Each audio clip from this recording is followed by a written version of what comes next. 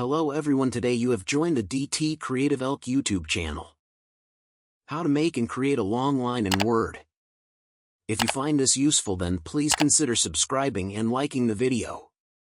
First of all, open up the Word document you want to do this with, and what you need to do is go to the top of Word and go to App on Insert.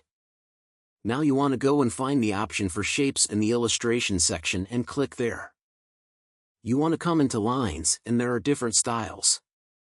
I'll just go and choose a simple line. Then you want to click, hold and drag and go and draw the line where you want to.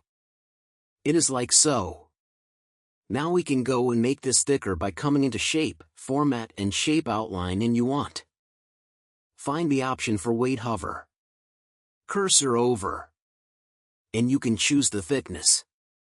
Adjust the color by coming back here, and you can change the theme color like so, and that's it.